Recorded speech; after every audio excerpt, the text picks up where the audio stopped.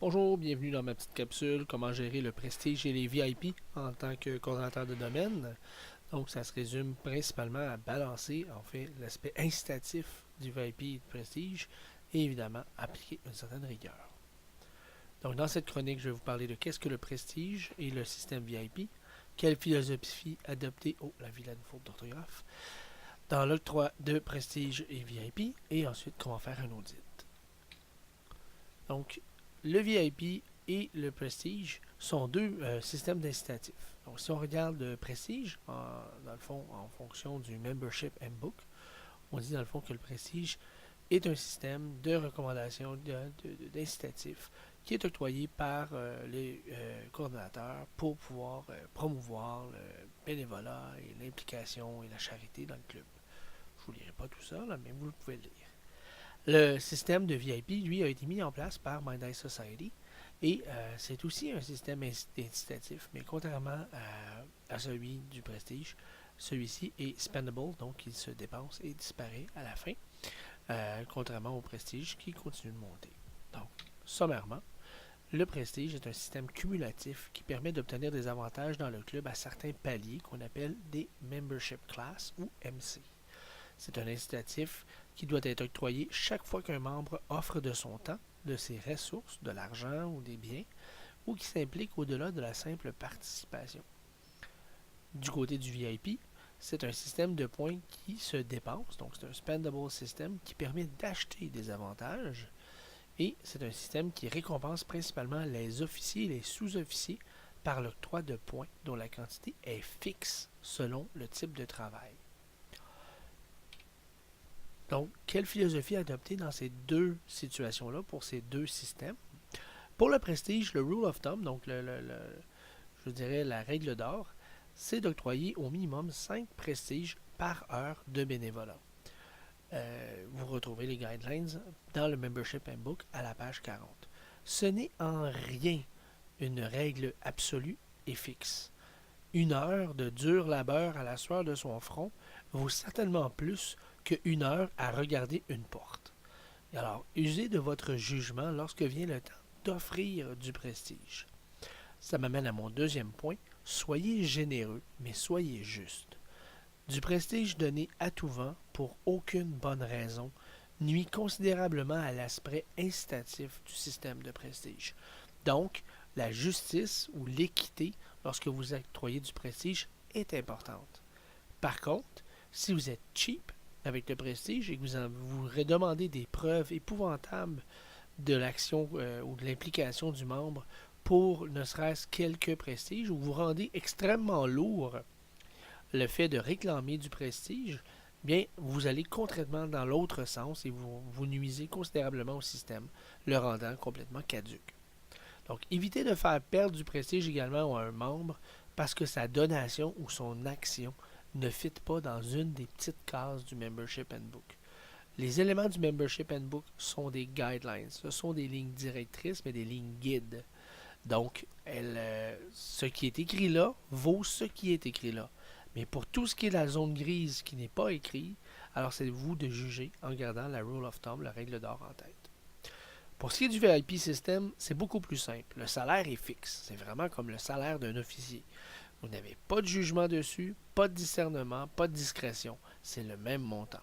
Il s'agit de 2 points de VIP pour les officiers principaux et 1 point pour les sous-officiers. On entend par officier principal Domain Coordinator, VST, Domain Storyteller, les officiers du board, etc. Les sous-officiers peuvent être des sous-officiers directs. Donc un assistant storyteller, un assistant domaine storyteller ou un assistant coordonnateur. Quelqu'un qui est déjà un assistant ne peut pas avoir un assistant lui et il n'y aura pas de VIP pour ça.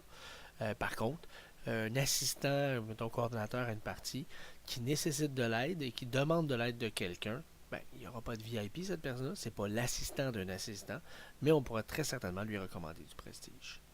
De plus, pour les VIP, vous pouvez recevoir un montant pour votre participation à des événements spéciaux comme des conventions, l'Assemblée générale des membres, etc. Ces événements sont prescrits dans la VIP Policy et sont à la discrétion du Board of Directors. Donc, comment faire un audit? C'est probablement la partie la plus plate, je dirais, de l'élément de prestige et peut-être même du travail de DC. À part peut-être la discipline, mais en y pensant bien. Donc, tout d'abord, pour pouvoir faire votre audit, vous allez devoir avoir accès à la liste de tous les courriels qui sont disponibles sur la liste .cameria.ca /simpa.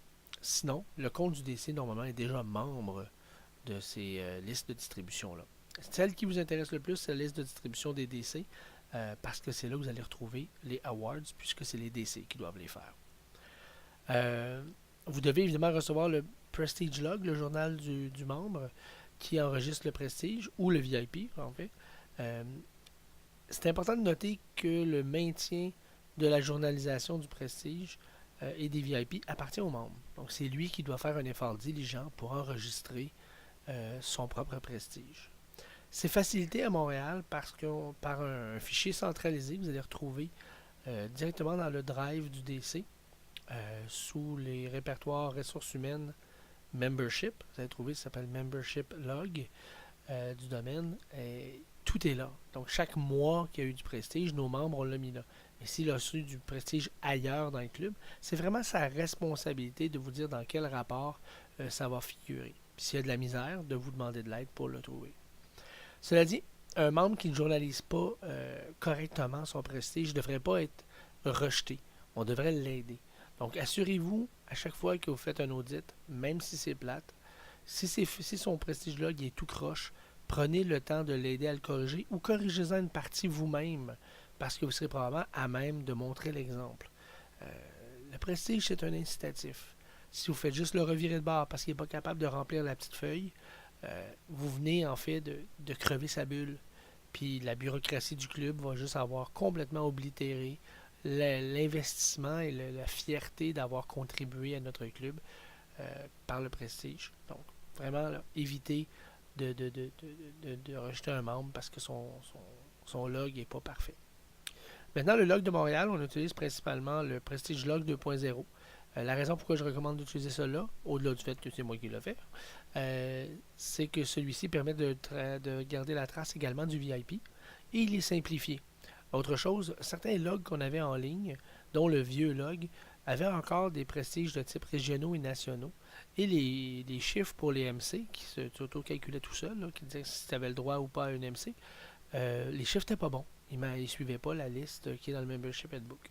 Donc, se méfier un peu des autres logs. C'est pour ça que chaque fois qu'un membre m'a demandé de faire un audit, autant que possible, j'ai essayé de transférer dans mon Prestige Log template son document et je lui renvoie autant que possible le dit document. Donc, l'audit lui-même, donc, première étape, à partir des rapports ou des sources qui sont citées dans le log, on va vérifier dans un premier temps que le prestige a bien été donné et que le bon type de prestige, administratif, non-admin, game support, etc., a été coché dans la liste. Malheureusement, les vieux rapports, les vieux prestige logs vont contenir des listes, comment je peux dire, admin, non-admin, etc., qui n'existent plus aujourd'hui. Donc, ça devient très difficile, vu qu'on n'a plus l'ancien Membership Handbook, de valider. Je vous dirais, encore une fois, dans le doute, donnez le prestige s'il est dans le rapport. Pas grave si c'est pas exactement la bonne petite case. Ensuite, vous validez la date. Ça va être très important à cause des maxima que tu peux obtenir de prestige par mois, que la date soit là. Si c'est un officier, un sous-officier, c'est la dernière date du jour, le dernier jour du mois en fait qui figure comme étant sa date de paye, si on veut, la date à laquelle il le reçoit. Peu importe à quel moment le rapport a été rempli. Parce que souvent, même des rapports, je pense au mien, là, peuvent être quelques mois en retard. C'est pas cette date-là qui compte. Ça va être la date du dernier jour du mois où lui a été officier. Pour les donations ou le bénévolat, c'est la date de l'événement ou du moment où ça a été enregistré. Finalement, vous devez vous assurer que chaque mois, la quantité de prestige reçue n'excède pas la limite pour la catégorie. Si ça excède, vous devez modifier la colonne Usable afin que ça reflète la réalité. Là. Alors, si je reçois 150 prestiges administratifs dans un mois, il y a 50 prestiges que je vais perdre parce que j'excède le maximum. Cela dit, c'est assez rare. Si après l'audit, le membre dispose assez de prestige, vous montez l'AMC et vous le rapportez dans votre rapport. Maintenant, si on regarde un petit peu plus dans le concret, j'ai pris un fichier du membre. Donc, je vais aller ouvrir ici. Donc, appelons-le Bob. Alors, j'ai ici, on voit que c'est qui, oups, je vais cacher son nom. On voit en fait, ici, appelons-le Bob, il a fait soumis son Prestige Log. On voit qu'il y en a une partie en verte ici, qui avait déjà été auditée d'ailleurs par moi, il y a quelques temps. Et ensuite, on a la partie en blanche, qui est les nouveaux éléments. On voit que, selon ce qu'on a ici, il manque 145 points pour être Membership 5, mais si je me mets à 4, il obtient son truc, donc c'était pour un MSC4 qui m'écrivait. Je vais prendre dans la colonne de droite les éléments. Le problème, c'est que c'est assez dur. Tu vois, NC October, blablabla. Moi, je prends ça normalement et j'essaye autant que possible d'aller dans mon truc, dans mon Google, puis je vais l'essayer. Ça ne veut pas dire que ça va sortir. On va voir. Normalement, si le membre fait les choses bien, il devrait copier tel quel le rapport, le nom exact du rapport dans le courriel. Bon, dans ce cas-ci, ça n'a pas été un grand succès. On va essayer, mettons, celui-là ici. Ça, c'est le nom du courriel, j'ai l'impression. Ou en partie. On va se réessayer. On regarde, est-ce qu'on trouve quelque chose avec ça? Pas super. On peut aller ici. Au lieu de as word, on va l'enlever. On va aller le mettre dans subject. Parce que c'est probablement ici qu'on va retrouver. December DC Report. Je ne pense pas que c'est celui de Catharsis. Alors, on va voir. Donc déjà là, on remarque là, que c'est un peu tout croche. Ça va nécessiter un peu plus de jus de cerveau. Maintenant, j'ai deux options. C'est un peu pour ça que j'ai choisi celui-là. Soit je le retourne à la table à dessin, puis je lui dis refais tes devoirs comme il faut. Soit je vais essayer de l'aider un peu plus. Si c'est un nouveau membre, on voit ici que c'est un MC. Là, il était MC1 en fait, quand il était ici. Ben, ok, si c'est un bas MC, je vais l'aider plus. Mais si c'est un haut MC, son rapport devrait être impeccable. Maintenant, si vous utilisez mon template, le template 2.0, ça ressemble à ceci. Donc, on voit que j'ai simplement copié les valeurs de ce qu'il y avait dans son truc. Vous allez voir qu'à droite, vous avez une colonne Verified. Et dans la colonne Verified, si, mettons, vous dites « Ah oui, j'ai trouvé ça », vous dites « OK » et la colonne devient verte. Donc, voilà. J'espère que ça va vous aider. C'était comment faire un audit avec Marc.